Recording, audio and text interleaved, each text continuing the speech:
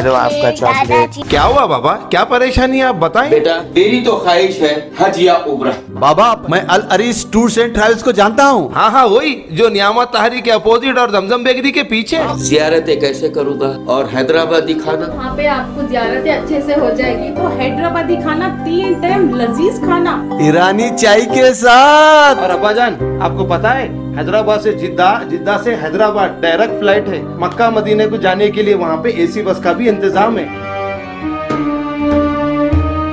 Al Aris tours and travels, आप भी तशरीफ लाइए।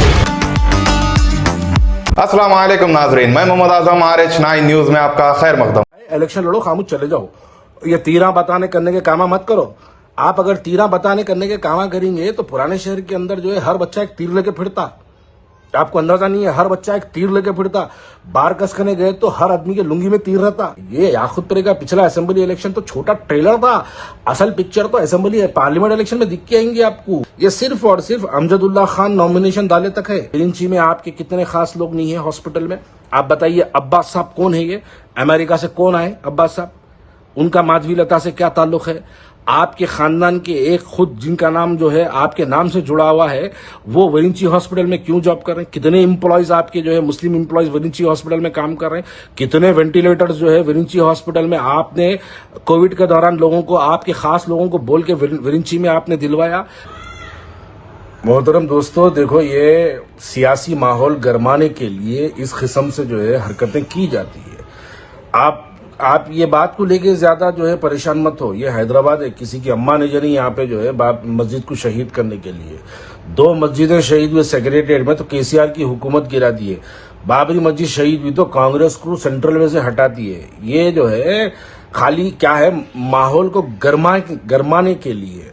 देखिए अब मैं एक बात बोलूं तो फिर मेरी बात पे बहुत से लोगों को एतराज होगा। ये जो बीजेपी की आज जो आप शिद्दत से मुखालिफत मजलिस इत्तेहादुल मुस्लिमीन की आप जो आज देख रहे हैं, ये सिर्फ और सिर्फ अमजदुल्ला खान नॉमिनेशन डाले तक है। जिस दिन अमजदुल्ला खान नॉमिनेशन नहीं डालेंगे और नॉमिनेशन की लास्ट डेट खत्म हो जाएंगी, भारतीय जनता पार्टी कोने में चली जाती खामोशी से। बीजेपी ओवैसी साहब को हराने के लिए कभी काम नहीं करती, ये बात याद रखिए। देखिए बहुत से एग्जाम्पल्स है उत्तर प्रदेश के अंदर, कई ऐसे कॉन्स्टिट्यूंसीज है जहां पे असदुद्दीन अवैसी साहब जाके बीजेपी को जिता के आए। बिहार में ऐसे कई कॉन्स्टिट्यूंसीज है जहां पे जाके असदुद्दीन अवैसी साहब बीजेपी को जिता के आए। महाराष्ट्र में ऐसे कई कॉन्स्टिट्यूंसीज है जहां पे असदुद्दीन अवैसी साहब जाके जो है बीजेपी को जिता के आए। अरे भाई, आप जितने जगह जाके जिता के आए उसको आपकी पार्टी आके यहाँ पे हराती नहीं हराती। ये क्या है, हैदराबाद के जो लोगों के, मासूम मुसलमानों के, हैदराबाद के वोटर्स के दिलों में जो गुस्सा है, मजलिस इत्तेहादुल मुस्लिमीन की जो नाकामयाबी है, वो नाकामयाबी को कहीं वोटों की शक्ल में तब्दील ना हो जाए, कहीं मेरी मुखालिफत शिद्दत से पैदा ना हो जाए, बल्कि भारतीय जनता पार्टी को लेके। विरिंची हॉस्पिटल क्या है भाई? कौन है वो कैंडिडेट? अरे वो हिजड़ा साला छोड़ दो उसको, उसकी बात मत करो। वो पागल है। वो जो आप देखे होंगे अक्सर जो है वो बाग़याम की मस्जिद के सामने वो कंट्रोल रूम के पास जो ठहरे हुए रहते ना, वो बीजेपी के कैंडिडेट, उसकी शक्ल देखो वैसी है। अब मैं बोलने बैठा तो बहुत कुछ बोलूंगा और उसको बहुत से लोग मोहतरमा खातून बोल रहे हैं उसको। अरे भाई एफिडेविट आन दो। एफिडेविट में शी लिखती, ही लिखती, या कुछ नहीं लिखती, या कुछ और लिखती। एफिडेविट में देखेंगे, जब आपको मालूम होता, आपको भी मालूम होता, हमको भी मालूम होता कि आखिर इन्होंने कितनी शिद्दत से जो है काम कर। और तीसरी बात, ये जो माहौल जो खराब किया गया, वो माहौल को जो है बनाया जा रहा, लोगों को बताया जा रहा। और MIM की पूरी IT सेल इसी में लगी हुई है कि हैदराबाद में सीधा सीधा मुकाबला MIM वर्सेस बीजेपी का है। अरे MIM वर्सेस बीजेपी का मुकाबला हैदराबाद में नहीं है। मेरी बात को वाज़ेह तौर पे याद रखिए, ये मुकाबला इन दोनों का नहीं है। मरहूम सदर सालार मिल्लत सुल्तान सलाहुद्दीन अवैसी साहब, वो जितने इलेक्शन लड़े हैदराबाद में, पूरे इलेक्शन भारतीय जनता पार्टी के खिलाफ लड़े। बड़े बड़े आए, वेंकैया नायडू आया, बड़े बड़े लीडर लड़े बीजेपी के। हमेशा हैदराबाद के अंदर बीजेपी आती हारती जाती, बीजेपी का कोई वजूद नहीं है। असदुद्दीन अवैसी साहब का ये 5वां इलेक्शन है। 5वें इलेक्शन में असदुद्दीन अवैसी साहब 4 के 4 इलेक्शन बीजेपी के खिलाफ लड़े। आज बीजेपी के खिलाफ में एक ऐसा माहौल बनाया जा रहा। और तीसरी और चौथी सबसे इंपॉर्टेंट बात मैं आपको ये बता दूं, माधवी लता को जितने चैनल्स माधवी लता को एक बता रहे हैं, बड़ा बना के बता रहे हैं, पूरे लोग टटोल के देखो, वो तमाम चैनल्स पे असदुद्दीन अवैसी साहब 5 साल बैठते हैं। वही चैनल आए जो आज असदुद्दीन अवैसी माधवी लता को बड़ा बता रहे हैं। अरे भाई, ये थोड़ी सी कर्नोलॉजी को समझो आप लोग भी। खाली एक बस बवाल मचा के रख दे रहे हैं। मैं उन्हें मस्जिद की तरफ इशारा करी, हाँ उसकी अम्मा ने जो नहीं मस्जिद की तरफ हाथ लगाने के लिए, मस्जिद की तरफ हाथ लगाए तो केसीआर की हुकूमत गिरा दिए, मस्जिद की तरफ हाथ लगाए तो हिंदुस्तान में कांग्रेस की सरकार गिरा दिए थे बाबरी मस्जिद की तरफ जब इशारा हुआ था।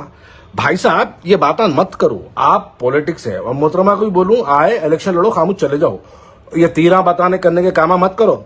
आप अगर तीरा बताने करने के कामा करेंगे तो पुराने शहर के अंदर जो है हर बच्चा एक तीर लेके फिरता। आपको अंदाजा नहीं है, हर बच्चा एक तीर लेके फिरता। बार कस करने गए तो हर आदमी के लुंगी में तीर रहता। ये बेकार बातें मत करो तीरा बताने करने के, वो वैसी झटके लगते तीरों से कि बेबहरे पागल हो जाते। ये बातें मत करिए। और मैं बस इतना ही कह रहा हूं, अभी तो खैर जो है माहौल एक बनाया जा रहा, क्या बताया जा रहा, नहीं भाई बीजेपी आ गई हैदराबाद में।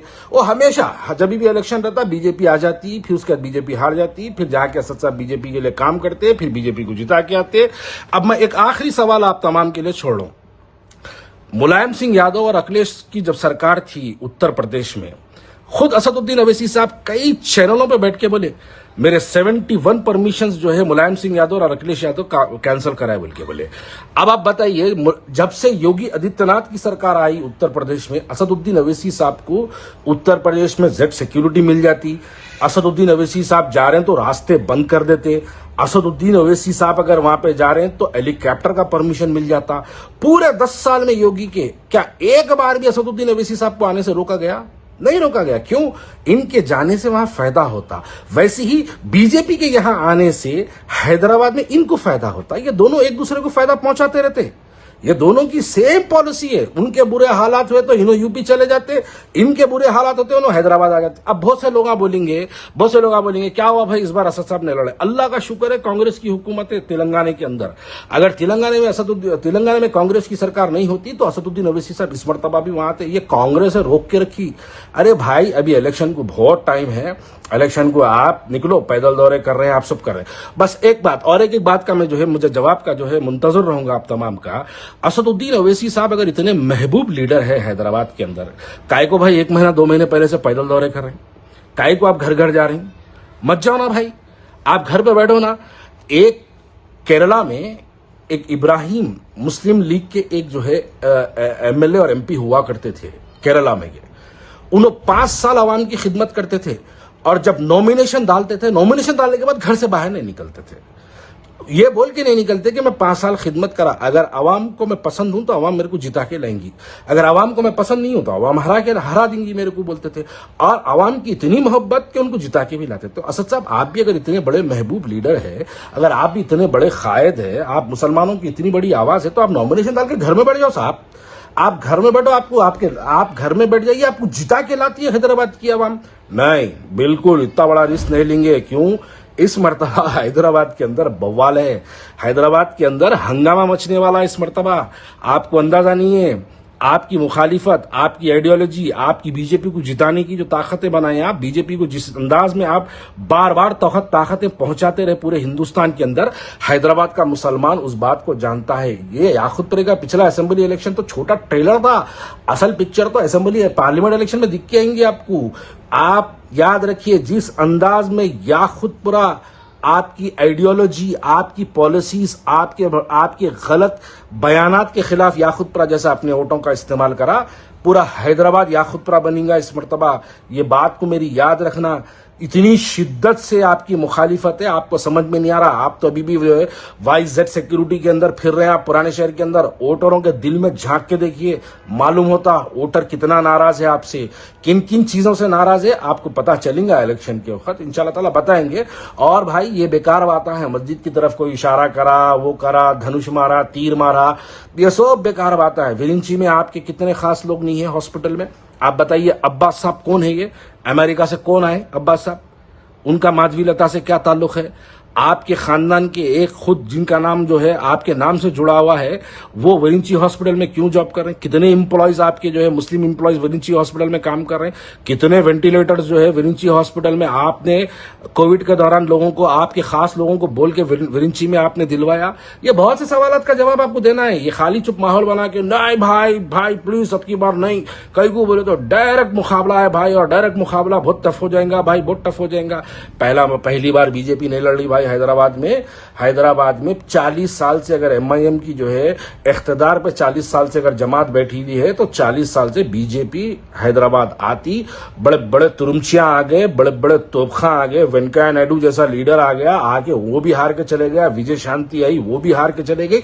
बहरहाल एक तवील गुफ्तगू है, इंशाल्लाह ताला इसको जो है फिर आगे रखेंगे, इंशाल्लाह ताला तमाम तफसीलात से आपको वाकिफ करवाएंगे। तो नाजरीन इजाजत दीजिए और बने रहिए हम सब की आवाज RH9 न्यूज के साथ। चैनल को सब्सक्राइब कीजिए, वीडियो को लाइक कीजिए, जितना हो सका ज्यादा से ज्यादा शेयर कीजिए। खुदा